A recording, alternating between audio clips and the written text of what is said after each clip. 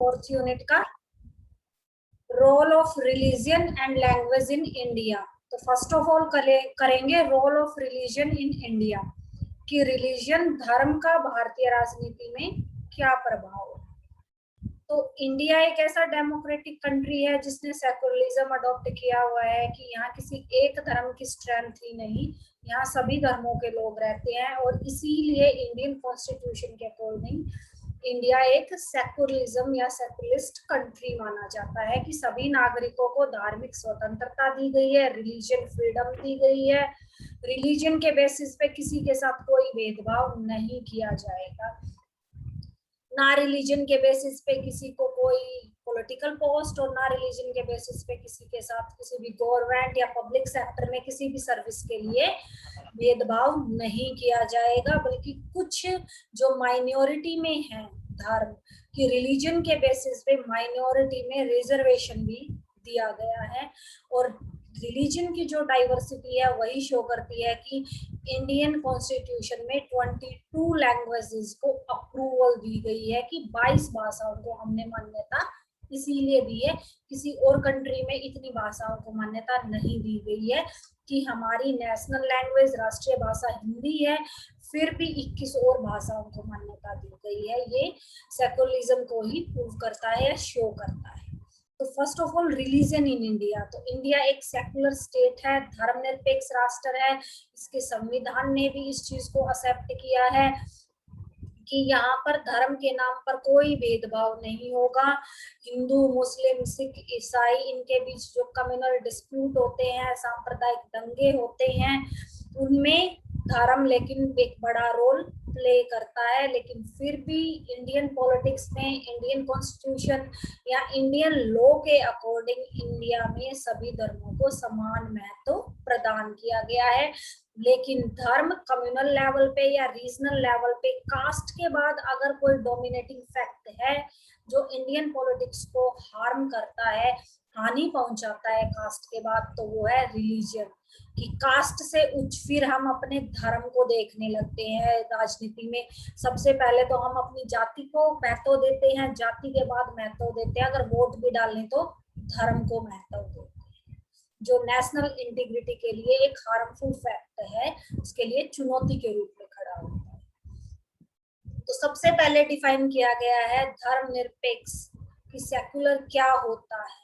कि व्यक्ति वह है जो केवल दुनियावी या लौकिक मामलों से संबंध रखता है, धार्मिक मामलों से नहीं। कि हमारे कंट्री में धर्म से संबंधित कोई कानून नहीं बनाया जाता है, ना किसी धर्म के रीति रिवाजों, मान्यताओं, प्रथाओं में हस्तक्षेप किया जाता है। जबकि कुछ कम्युनिस्ट या डिक्टेटरशिप रूलिंग जो कंट्रीज होते हैं, वहां धर्म को सबसे ज्यादा महत्व दिया जाता है। वहां धर्म के आधार पर ही समुदाय, जैसे कि इजराइल और फिलिस्तीन का जो अब संघर्ष देखने को मिला था, उसमें भी यहूदी और मुस्लिम्स के बीच का धर्म संघर्ष ही है एक तरह से, जो बहुत लंबे टाइम से चला आ रहा है। कि मुस्लिम्स यहूदियों को इंफीरियर मानते हैं, कि वो भी एक तरह से मुस्लिम्स ही हैं, लेकिन वो कि सिया और सुन्नी जो है, जो मुस्लिम्स के दो पाइनर्स होते हैं, वो यहूदियों को एक, जैसे कि हम मानते हैं पिछड़ा वर्ग जो है, या फिर हीन मुसलमानों की श्रेणी में उनको इंक्लूड करते हैं। तो इंडियन कॉन्स्टिट्यूशन में जो सेकुलरिज्म का एस्पेक्ट जो अडॉप्ट किया गया है, वो 4 चीजों से प्रूव होता है। सबसे पहला तो भारतीय संविधान में इंडिया को as a secularist state define किया गया है, धर्मनिरपेक्ष राज्य के रूप में बताया गया है। सेकंड एस्पेक्ट जो ये प्रूव करता है कि इंडिया एक धर्मनिरपेक्ष राष्ट्र है, वो है कि राज्य किसी भी व्यक्ति के रिलीजन से संबंधित किसी भी काम में हस्तक्षेप नहीं करता। धर्म पूरी तरह से प्रत्येक नागरिक का इंडिविजुअल मैटर है, राज्य कोई हस्तक्षेप नहीं करे। नेक्स्ट है, और इसीलिए जैसे कि हिंदू धर्म में एक वाइफ के होते हुए दूसरी शादी नहीं की जा सकती, लेकिन मुस्लिम्स में ऐसा किया जा सकता है। तो हिंदू मैरिज एक्ट हिंदुओं के लिए है, मुस्लिम मैरिज एक्ट मुस्लिम्स के लिए। अब ये नहीं है कि हम इंडिया में रहते हैं तो सिटीजनशिप एक है, चाहे वो हिंदू है चाहे मुस्लिम है, इकहरी नागरिकता है, लेकिन धर्म के अनुसार उसकी जो परिवार बनाने की, शादी करने की जो प्रथाएं हैं, उनमें राज्य हस्तक्षेप नहीं करता है। नेक्स्ट प्रोविजन जो ये प्रूव करता है कि इंडिया एक सेकुलर स्टेट है, वो है कि धर्म के आधार पर किसी तरह की कानून की पालना में भी भेदभाव नहीं होता, क्योंकि हमने अपने फंडामेंटल राइट में आर्टिकल 14 के अंतर्गत इक्वेलिटी टुवर्ड्स लॉ, विधि के समक्ष समानता का अधिकार दिया गया है, और वो किसी भी धर्म के आधार पर किसी भी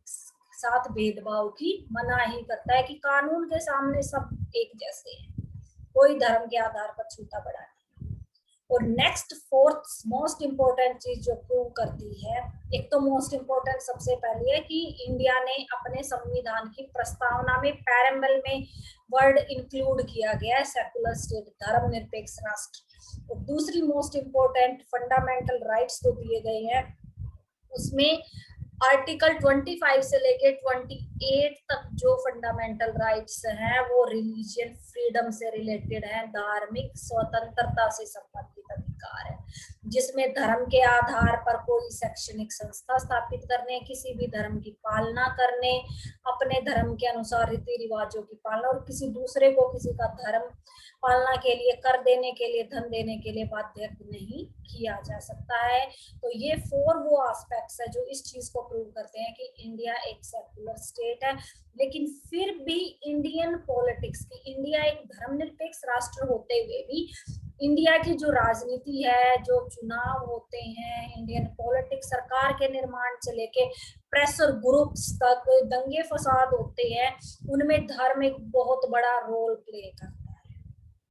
और वो रोल प्ले क्या है कि धर्म की क्या क्या स्वरूप है, क्या क्या कुछ ऐसे एस्पेक्ट्स हैं जो प्रभावित करते हैं इंडियन पॉलिटिक्स को। तो सबसे फर्स्ट एस्पेक्ट है कि धर्मनिरपेक्षता का जो मूल सिद्धांत, बेसिक जो प्रिंसिपल है, उस प्रिंसिपल के बेसिस पे, लेकिन उस प्रिंसिपल में भी कई बार ये बायसनेस की धर्मनिरपेक्षता का मूल बेसिक प्रिंसिपल इंक्लूड कर लिया गया है। तो इसके अकॉर्डिंग अगर हम किसी धर्मनिरपेक्ष पालना करते हैं, तो अगर किसी धर्म, कोई धर्म किसी का शोषण भी कर रहा होता है, उसमें भी राज्य की तटस्थ भूमिका का ही वर्णन किया गया है, तो तब भी राज्य अपनी प्रभावी भूमिका अदा नहीं कर पाता है। नेक्स्ट है कि भारत धर्मनिरपेक्ष है, इसका मतलब ये नहीं है कि ये नास्तिक है, कि इंडियन गवर्नमेंट या इंडियन एडमिनिस्ट्रेटिव सिस्टम नहीं, इसका मतलब है सबको अपने धर्म के अनुसार पालना की आजादी है। इसीलिए धर्म के प्रति एक लिबरल एस्पेक्ट रखा है, एक उदारवादी एस्पेक्ट रखा है इंडिया ने। और धार्मिक जो लिबर्टी दी गई है वो असीमित भी नहीं है। असीमित क्यों नहीं है? क्योंकि राज्य के द्वारा कुछ प्रतिबंध लगाए जा सकते हैं, और वो प्रतिबंध तब लगाए जाते हैं तब धार्मिक स्वतंत्रता की आड़ में किसी व्यक्ति की व्यक्तिगत स्वतंत्रता का हनन होता है। और इसी तरह से कोई भी गवर्नमेंट, नॉन गवर्नमेंट उच्च पद प्राप्त करने में भी बाध्य नहीं माना जाएगा, ना तो चुनाव लड़ने में, ना कोई हायर लेवल का कोई भी जॉब अचीव करने में धर्म को बाध्य माना जाएगा। सरकारी नौकरियों से इस आधार पर ना वंचित किया जा सकता है। लेकिन धर्मनिरपेक्षता अगर इंडिया के डेमोक्रेटिक एस्पेक्ट, उसकी इंटीग्रिटी के लिए, उसकी यूनिटी के लिए, एकता के लिए, अखंडता के लिए अगर खतरा पैदा होती है, तो धर्मनिरपेक्षता या पंथ निरपेक्षता को, लोकतांत्रिक व्यवस्था को अगर वो नष्ट कर रहे होते हैं, तो उसको सीमित कर दिया जाता है, उसके ऊपर पाबंदियां या रूल रेगुलेशंस लगाई जा सकती है। अब है धर्मनिरपेक्षता के समक्ष चुनौतियां, कि धर्मनिरपेक्षता की ये, इससे तो ये सारी चीज प्रूव होती है कि धर्मनिरपेक्षता तो इंडिया के लिए बहुत बेनिफिशियल है, लेकिन वही धर्मनिरपेक्षता इंडिया के लिए, उसके अच्छे से स्मूथनिंग फंक्शनिंग के लिए, देश का शासन अच्छे सुचारू रूप से चलाने में बाधक भी है वो धर्मनिरपेक्षता। और वो क्यों है? क्योंकि इसी धर्मनिरपेक्षता की वजह से दो धर्मों, मेनली हिंदू और मुस्लिम्स के बीच धार्मिक कट्टरता सबसे ज्यादा पनपती है। कम्युनल डिस्प्यूट, सांप्रदायिक दंगे सबसे ज्यादा होते हैं।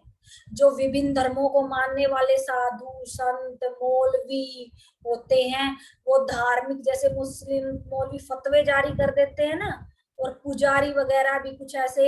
कुछ बड़े धर्म गुरु जो होते हैं वो अपने खुद के रूल रेगुलेशंस जनता को फैलाने के शुरू कर देते हैं, उनके अकॉर्डिंग जनता अनुसरण करना शुरू कर देती है। और ये अनुसरण सिर्फ आम जनता ही नहीं, राजनीतिक दल और राजनीतिज्ञों पर भी प्रभावित होते हैं, क्योंकि उनको वोट बैंक की जरूरत होती है, और वोट बैंक इन साधु संतों मौलवियों के पास होता है। तो उस वोट बैंक को अचीव करने के लिए ये भी अपने संकीर्ण स्वार्थों की साधना के लिए समाज को उस धर्म के विवाद में, धर्म के संघर्ष में धकेलते हैं। तो जो हमारी इंटीग्रिटी है, जो एकता की भावना है, मिलजुल कर रहने की चीज है, वो सबसे ज्यादा हार्म होती है इस चीज से। अब हम मेन टॉपिक पे आते हैं, religion and Indian politics. Indian politics को रिलीजन कैसे प्रभावित करता है। तो सबसे फर्स्ट, धर्म के आधार पर बहुत सिमिलर है ये जो हमने कास्ट का टॉपिक किया था ना, कास्ट इन पॉलिटिक्स, वही सारी चीजें एज इट इज रिलीजन में भी है। तो डिफर रटने की जरूरत नहीं है, एक याद कर लेते हो, दूसरा अपने आप हो जाता है, नेम चेंज करना है। धर्म पर आधारित राजनीतिक दल, हाँ राजनीतिक दल बनते हैं, जैसे अकाली दल है सिखों का, हिंदू महासभा है, मुस्लिम लीग बनी थी आजादी से पहले मुस्लिमों की, बहुत सारे ऐसे दल हैं। जैसे साउथ में गैर ब्राह्मणों की, वो भी कि वो अपने आप को ब्राह्मणों की एक संस्था है, हिंदू सर्वोच्च मानते हैं, जो जस्टिस पार्टी गैर ब्राह्मणों की, या फिर डीएमके AIDMK मानने, हम तेलुगु देशम मानने की, बहुत सी ऐसी पार्टियां जो धर्म के आधार पर निर्माण हुआ है और राजनीति में सक्रिय योगदान अदा करते हैं। फिर आता है उम्मीदवारों का। उम्मीदवार भी इलेक्शन में ये चीज सबसे ज्यादा देखी जाती है, जिस कॉन्स्टिट्यूएंसी में जिस धर्म के लोग ज्यादा होंगे ना, उस कॉन्स्टिट्यूएंसी से उसी धर्म के लोग को हर political party as a candidate उतारती है कि वो अपने धर्म के लोगों के वोट जुटा सके। नेक्स्ट है धार्मिक अल्पसंख्यकों को संतुष्ट करने की, कि धर्म के आधार पर जो माइनॉरिटी है ना, जैसे हमारे यहाँ पारसी, बौद्ध, मुस्लिम तो माइनॉरिटी नहीं कह सकते, पारसी है, बौद्ध है, क्रिश्चियंस है, कि इनकी जो माइनॉरिटी है, माइनॉरिटी को जो रिजर्वेशन मिला हुआ है, या माइनॉरिटी को ज्यादा से ज्यादा हर पॉलिटिकल पार्टी चाहती है कि वो उनको सेटिस्फाई कर सके और उनको अपने फेवर में लेके आ सके। नेक्स्ट है इलेक्ट्रोल अलायंस, चुनावी समझौते भी इसी तरह से किए जाते हैं। जैसे नेशनल कॉन्फ्रेंस थी, मुस्लिम बहुल जम्मू कश्मीर की पार्टी, मुस्लिम लीग थी। मुस्लिम लीग स्टार्टिंग में इंडिया की अंतरिम कांग्रेस में शामिल नहीं हुई थी, फिर उसने उसमें शामिल होने का निर्णय लिया कि नहीं, हमें तो इतनी सीटें नहीं मिली, हमें तो कांग्रेस के साथ मिलकर ही सरकार बनानी पड़ेगी, आजादी से पहले 1946 में। तो 3 कांग्रेस के सदस्यों को इस्तीफा दिला के मुस्लिम लीग के सदस्यों को अपॉइंट किया गया। तो वो एक तरीके से समझौता ही था। तो धर्म के आधार पर बहुत सारे समझौते किए जाते हैं शासन व्यवस्था को चलाने के लिए या अपने दल की सरकार के निर्माण। नेक्स्ट है धर्म के नाम पर प्रतिनिधित्व, कि पॉलिटिकल पार्टियां धर्म के नाम पर अपने उम्मीदवारों की सूची का निर्माण करती हैं, उसके साथ साथ अपने मैनिफेस्टो में भी उनको ज्यादा से ज्यादा शो करने की या दिखाने की कोशिश करती हैं कि हम आपके धर्म के प्रतिनिधित्व व्यक्ति को आपके क्षेत्र में उतार रहे हैं जो आपके हितों का संरक्षण करें। फिर धर्म पर आधारित चुनाव विश्लेषण, रिलीजन ओरिएंटेड इलेक्शन एनालिसिस, जैसे कास्ट के बेसिस पे एनालिसिस होता है ना, उसी तरह रिलीजन के बेसिस पे भी एनालिसिस निकाला जाता है कि इस क्षेत्र में, जैसे कि कोई मुस्लिम बहुल क्षेत्र था, उस क्षेत्र में एक उम्मीदवार हिंदू होता है, एक मुस्लिम होता है, तो सर्वे भी क्या कहेंगे, न्यूज में भी यही होगा कि मुस्लिम बहुल क्षेत्र है, यहाँ जो मुस्लिम कैंडिडेट है उसी के जीतने की ज्यादा संभावना। नेक्स्ट है डेटर्मिनेटिंग ऑफ वोटिंग बिहेवियर। हाँ, भारतीय जनता का मत व्यवहार धर्म से बहुत ज्यादा प्रभावित होता है। जैसे भारतीय जनता पार्टी को हिंदू दल की पार्टी माना जाता है, इन्होंने नारा भी दिया था राम रोटी मंदिर का 2019 के चुनाव में। तो ज्यादा से ज्यादा हिंदू समर्थक, हिंदू महासभा के सदस्य, RSS के सदस्य इनके फेवर में होंगे। और इनकी सरकार का निर्माण हुआ था। नेक्स्ट है अल्पसंख्यकों की शिकायतों का स्वरूप, कि इंडिया में जो अल्पसंख्यक जो माइनॉरिटी के लोग रह रहे हैं वो अपनी शिकायत अगर गवर्नमेंट के सामने रखते हैं तो वो अपने हित या एक भारतीय नागरिक होने के नाते ना रख के एक धार्मिक अल्पसंख्यक के रूप में अपने आप को प्रदर्शित करते हैं, क्योंकि धार्मिक अल्पसंख्यक का ज्यादा प्रभाव देखने को मिलता है कि ये तो एक धर्म का मुद्दा है, वो ज्यादा उसको बूम मिलता है उस एस्पेक्ट को जल्दी राजनीतिक सहायता। नेक्स्ट है रिलीजियस प्रेशर ग्रुप्स, धर्म के आधार पर प्रेशर ग्रुप्स का भी निर्माण होता है, क्योंकि सरकार पर दबाव तो प्रेशर ग्रुप ही डलवाते हैं अपने धर्म के पक्ष में कानूनों का निर्माण करवाने के लिए। और लास्ट है भाषा एवं धर्म, कि इंडिया में 22 लैंग्वेजेस को अप्रूवल दिया गया है और वो भाषाएं धर्म के साथ जोड़ी जाती हैं, जैसे पंजाबी ये सिखों की है, अंग्रेजी ये ईसाइयों की है, हिंदी हिंदुओं की है, उर्दू मुसलमानों की है, कि लैंग्वेज को भी धर्म के साथ जोड़ा जाता है। तो ये अवधारणा सांप्रदायिक प्रभाव दिखाने में या सांप्रदायिक राजनीति को सबसे बड़ी ठेस या सबसे ज्यादा महत्व पहुंचाती है। तो रिलीजन बहुत इजी है, रिलीजन एंड इंडियन पॉलिटिक्स बिल्कुल कास्ट वाले ही सारे टॉपिक्स है, कोई डिफिकल्टी नहीं है इसमें, तुम्हें कोई डाटा वगैरह कुछ नहीं पड़ता। अब मेन जो आता है जिसको आपको बिल्कुल एक्यूरेट अच्छे से करना है वो है भारत में भाषावाद, लिंग्विज्म इन इंडिया, कि हमने धर्म और भाषा दोनों की बात की है ना, कि धर्म को भाषा से जोड़ के देखा जाता है, तो वो भाषा से कैसे जोड़ के देखा जाता है, लैंग्वेज के साथ कैसे कंपेयर किया जाता है। इंडिया में हिंदी को नेशनल लैंग्वेज माना गया, लेकिन उसके साथ साथ 21 और लैंग्वेजेस को भी अप्रूवल दिया गया, ऐसा किसी कंट्री में देखने को नहीं मिलता। क्यों माना गया? कि सबसे पहले गांधी जी ने जब 1917 में चंपारण सत्याग्रह से जो अपना आंदोलन या भारतीय राजनीति का स्वरूप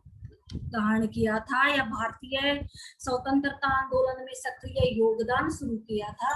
तब उन्होंने भी ये कहा था कि हिंदुस्तानी जो आंदोलन है, कि हिंदुस्तान की आजादी का जो आंदोलन है वो भाषा पर निर्भर है, क्योंकि इंडिया में स्टेट वाइज डाइवर्सिटी बहुत ज्यादा है, कि स्टेट वाइज बोलने का ढंग भाषा बदल जाती है, तो वहां के लोगों को अगर सम्मिलित करना है तो उनकी भाषा को अपनाना होगा। और इसीलिए 1920 में ऑल इंडियन कांग्रेस में मोतीलाल नेहरू जी ने प्रोविजन अंग्रेजों के सामने रखा था। उस प्रोविजन में भी उन्होंने यही कहा था कि इंडिया में स्टेट्स की जो फॉर्मेशन होगी वो भाषा के आधार पर होगी, एक जैसी भाषा बोलने वाले लोगों का एक स्टेट बनाया जाए। 1928 में जब उन्होंने नेहरू रिपोर्ट ब्रिटिश गवर्नमेंट सामने रखी, तब भी इस प्रोविजन को दोबारा से दोहराया गया कि भाषा के आधार पर प्रांतों का पुनर्गठन किया जाए। और जब 1950 में हमारा कॉन्स्टिट्यूशन इम्प्लीमेंट किया गया, तब हिंदी को नेशनल लैंग्वेज घोषित किया गया, लेकिन उसके साथ साथ एक बात और कही गई थी, क्योंकि इंडिया के सभी राष्ट्रों में, सभी स्टेट्स में इंडिया के हिंदी नहीं बोली जाती, स्पेसिफिक ये प्रोविजन था ईस्ट की 7 सिस्टर्स को लेके, असम, मेघालय, मणिपुर, नागालैंड ये, और साउथ की 5 मेन सिस्टर्स तमिलनाडु, कर्नाटक, महाराष्ट्र को लेके, कि यहाँ हिंदी भाषी क्षेत्र नहीं थे। यहाँ जो प्रॉस्पर थे वो अंग्रेजी बोलते थे, वरना अपनी क्षेत्रीय भाषा का प्रयोग करते थे। तो 1950 में जब संविधान लागू किया गया, तब प्रोविजन किया गया कि हिंदी हमारी राष्ट्रभाषा होगी, लेकिन जैसा अब तक चला आ रहा है, सारे प्रशासनिक काम इंग्लिश में होते थे अंग्रेजों के, तो 15 ईयर्स तक वो सारे काम अंग्रेजी में ही होते रहे। और अंग्रेजी के साथ साथ कि हिंदी को भी सारे लेवल्स पे इम्प्लीमेंट करने की कोशिश की जाएगी, चाहे केंद्रीय हो, चाहे राज्य स्तरीय हो, चाहे देश का व्यवहार का कोई भी काम हो, तो अंग्रेजी हिंदी के साथ साथ चलेगी, अंग्रेजी को त्यागा नहीं गया। और इसीलिए जब संविधान सभा ने जब संविधान बनाया था, तो BN राव जो संविधान मुख्य सलाहकार थे, उन्होंने क्या कहा था कि संविधान के निर्माण में सबसे बड़ी कठिनाई यही थी कि जो लिंग्विस्टिक प्रोविजंस था, जो भाषाई, क्योंकि हर स्टेट में एक अलग लैंग्वेज बोली जाती थी। कोई भी स्टेट इस मांग के लिए या संविधान सभा के सभी सदस्य इसके लिए सहमत थे ही नहीं कि हिंदी को एक बार में ही पूरे के पूरे कंट्री में मान्यता दे दी जाए, लागू कर दिया जाए। और सबसे ज्यादा विरोध देखने को मिला था साउथ स्टेट्स में, दक्षिण के राज्यों में, जिसमें कर्नाटक, तमिलनाडु, केरल का सबसे अहम योगदान था, क्योंकि वहां तो हिंदी अब भी नहीं बोली जाती।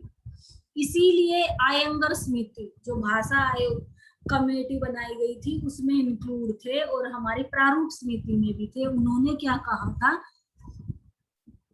कि हिंदी को सामान्य भाषा के रूप में अपनाओ, सब, किसी पे कंपलसरी मत करो, जैसा एडमिनिस्ट्रेटिव वर्क जैसे अब तक अंग्रेजी में चल रहा था वैसे चलने दो, सामान्य भाषा के रूप में सब। इसीलिए जब हम आजाद हुए ना, किसी कंट्री में ऐसा प्रोविजन नहीं था, जो पहले उपनिवेश थे और उन्होंने अपने शासक देश से आजाद होने के बाद उन्हीं की लैंग्वेज अडॉप्ट की हो, उन्होंने खुद की अपनी भाषा को ज्यादा महत्व दिया था एजुकेशन पॉलिसी में भी। लेकिन हमने 2 कंपलसरी लैंग्वेज पढ़ानी शुरू की थी, हिंदी और इंग्लिश दोनों। दूसरी, संविधान सभा के सदस्य भाषा के प्रश्न पर बटे हुए थे, क्योंकि सभी नहीं चाहते थे एक हिंदी को भाषा बनाना, और इसीलिए ये प्रोविजन था कि हम अंग्रेजी को एकदम से नहीं छोड़ सकते, उसे भी 15 साल तक लागू रखा जाएगा। लेकिन वो 15 साल एक्सटेंड होते होते प्रोविजंस होते रहते हैं, अमेंडमेंट्स होते रहते हैं, लेकिन अब तो ऐसा लगता है हिंदी को छोड़ सकते हैं, इंग्लिश एक कंपलसरी एस्पेक्ट। और फिर इन्हीं उद्देश्यों की पूर्ति के लिए या फिर बहुत ही हिंदी को सरकारी या संघीय भाषा का दर्जा प्रदान करवाने के लिए कि अंग्रेजी के साथ साथ इसको भी विकास का स्वरूप दिया जाएगा, भारतीय संविधान के भाग में इसको वर्णित किया गया। इसको विकसित करने के लिए जैसे स्कॉलरशिप मिलती है, कुछ आयोग बनाए जाते हैं, फंड प्रोवाइड किया जाता है, बहुत सारे प्रोविजंस किए गए। लेकिन उसके साथ साथ क्षेत्रीय भाषाओं के विकास के लिए भी और अंग्रेजी 15 वर्षों तक के लिए इम्प्लीमेंट रहेगी, ये प्रोविजन भी अडॉप्ट किया। अब आते हैं कि राजभाषा या हिंदी को जो राष्ट्रभाषा नेशनल लैंग्वेज बनाया गया था, उसको एक ऑफिशियल लैंग्वेज के लिए हमारे कॉन्स्टिट्यूशन में क्या क्या प्रोविजंस किए गए। तो हमारे कॉन्स्टिट्यूशन के पार्ट 17 में आर्टिकल 343 से लेके आर्टिकल 351, भाग 17 में 343 से लेके 351 तक भाषा से संबंधित विवरण मिलता है। और उसमें आर्टिकल 343 सबसे पहले 343 से लेके 351, 351 तक बात करता है राजभाषा की, कि हिंदी हमारी राजभाषा होगी, हिंदी हमारी ऑफिशियल लैंग्वेज या नेशनल लैंग्वेज होगी, जिसकी लिपि देवनागरी होगी। ये वर्णन है ब्रीफली। फिर आर्टिकल 343 में सबसे पहले वर्णन है संघ की भाषा का। संघ मीन्स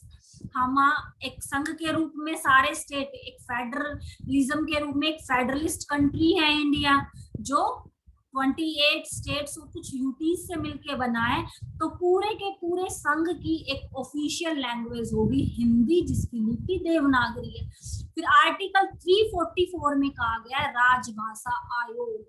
कि इस राजभाषा के विकास के लिए या इसका स्वरूप क्या होगा, एक आयोग बनाया गया था, जो हम आगे पढ़ेंगे डिटेल से इन सबको। फिर आर्टिकल 345 से लेके 47 बात करता है रीजनल लैंग्वेजेस की, कि ये नहीं है कि हिंदी को राजभाषा बना दिया तो क्षेत्रीय भाषाओं को छोड़ दिया गया था, नहीं छोड़ा गया था, उनके विकास की बात।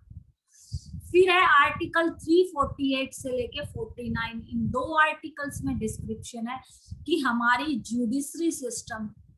हमारे न्यायालयों में, चाहे वो अधीनस्थ से लेके हाई कोर्ट, सुप्रीम कोर्ट, विभिन्न स्टेजेस पे जो जुडिशरी सिस्टम है, उसमें किस लैंग्वेज का प्रयोग किया जाएगा। फिर आता है आर्टिकल 350, और 350 के 3 पार्ट है, 350, 350A, 350B। और इसमें लैंग्वेज के बेसिस पे जो माइनॉरिटीज हैं, जो अल्पसंख्यक समूह है, उनकी सुरक्षा से संबंधित प्रोविजन किया गया था। और लास्ट है आर्टिकल 351, जिसमें हिंदी भाषा के विकास की अवधारणा दी गई है, और 351 के ए पार्ट में भी हिंदी भाषा के विकास की अवधारणा का वर्णन किया गया। अब हम करेंगे इनको डिटेल से डिस्क्रिप्शन से, कि फर्स्ट ऑफ ऑल कॉन्स्टिट्यूशन के पार्ट 17 में आर्टिकल 343 हिंदी को राजभाषा के रूप में वर्णित करता है, और हिंदी राजभाषा के साथ आपको उसकी देवनागरी लिपि जरूर मेंशन करना। फिर 343 के पार्ट 2 में ही क्या कहा गया है कि हिंदी को ऑफिशियल नेशनल लैंग्वेज बनाया गया है, लेकिन 15 इयर्स तक इंग्लिश जो है वो एज ए ऑफिशियल लैंग्वेज काम करती रहेगी।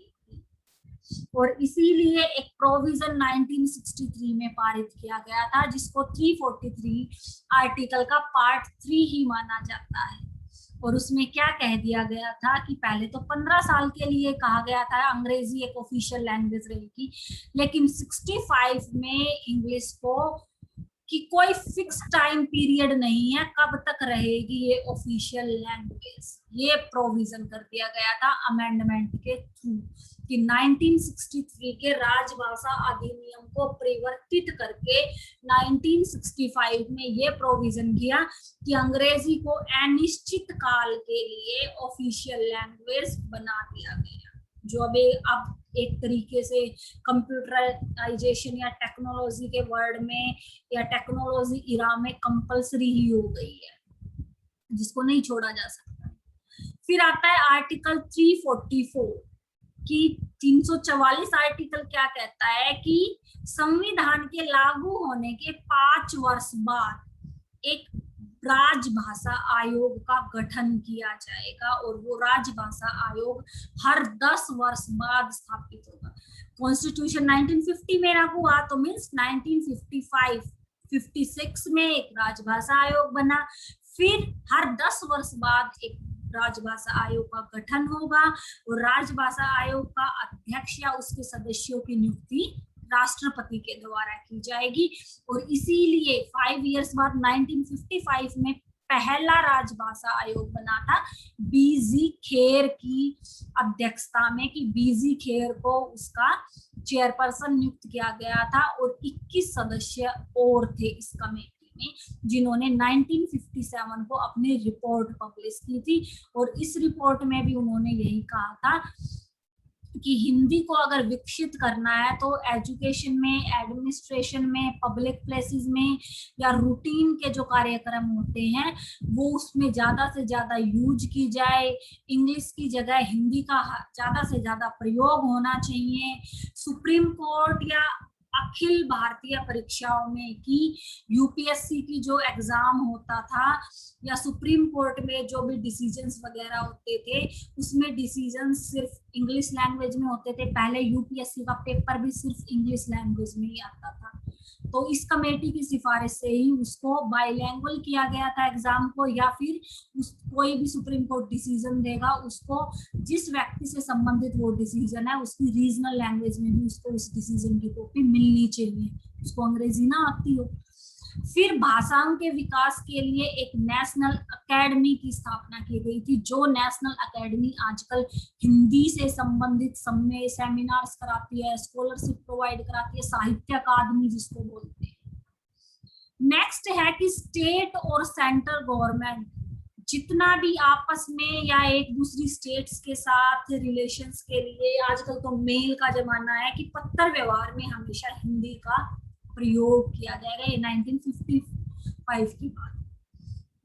फिर आता है आर्टिकल 345, और आर्टिकल 345 बात करता है रीजनल लैंग्वेजेस की। राज्य के विधानमंडल या राज्य के सारे सरकारी काम एक से अधिक भाषा के रूप में अडॉप्ट किए जा सकते हैं, कि हिंदी राजभाषा है,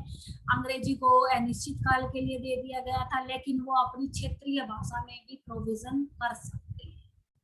फिर है आर्टिकल 346 कहता है कि 2 या 2 से अधिक राज्य जब आपस में कोई भी समझौता करते हैं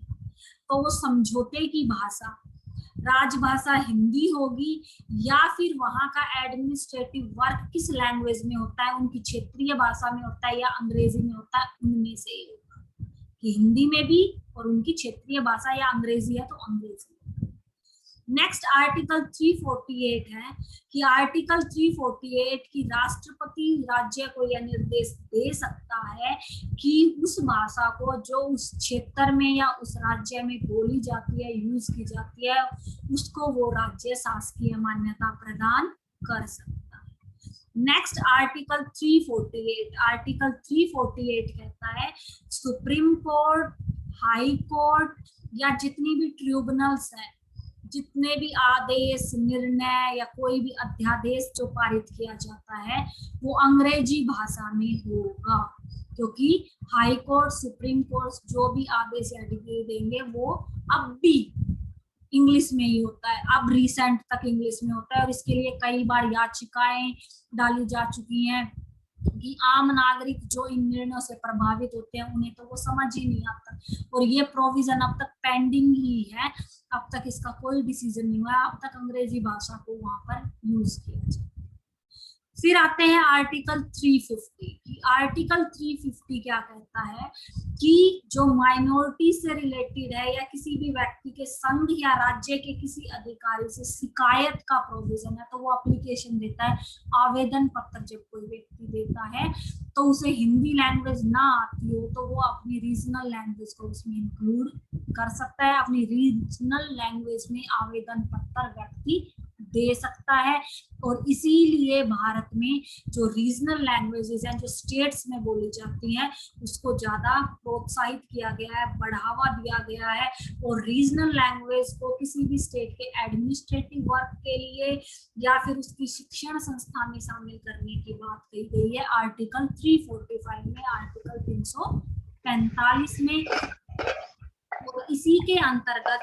आर्टिकल 345 का जो प्रावधान है वो जो नॉर्थ जो पोर्शन है, नॉर्थ के जो स्टेट है वहां तो हिंदी बोली जाती है, जैसे 9 राज्यों का वर्णन है इसमें, उत्तर प्रदेश, उत्तराखंड, बिहार, छत्तीसगढ़, हरियाणा भी जिसमें आता है। यहाँ की राजभाषा तो हिंदी, क्योंकि यहाँ हम हिंदी को समझते हैं अच्छे से, हिंदी यहाँ बोली जाती है। लेकिन कुछ अहिंदी राष्ट्र, अहिंदी जो राज्य थे जैसे महाराष्ट्र, गुजरात, पंजाब, चंडीगढ़, अंडमान निकोबार, यहाँ सरकारी कामों में हिंदी को सेकेंडरी लैंग्वेज के रूप में घोषित किया गया था कि हिंदी यहाँ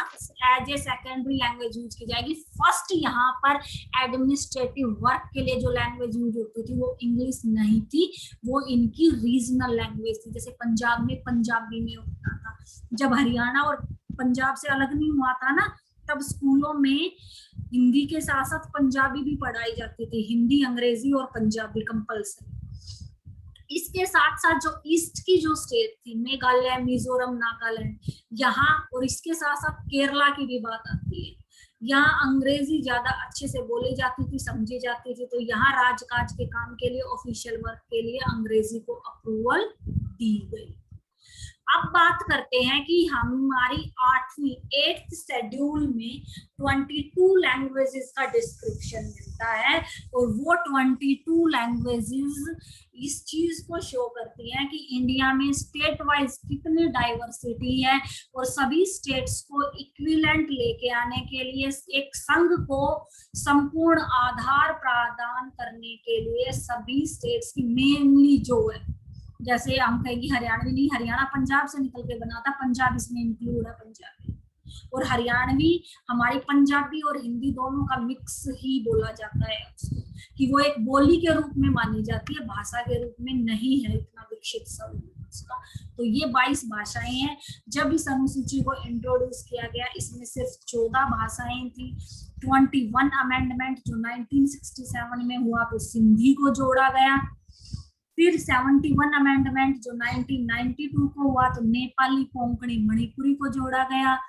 फिर 92 अमेंडमेंट जो 2003 को हुआ था, बोडो, डोगरी, मैथिली और संथाली को जोड़ा गया था। और अब रिसेंटली इस अनुसूची में 22 भाषाएं या कुछ और भाषाओं को भी इसमें इंक्लूड करने का इश्यूज या टॉपिक्स बाहर,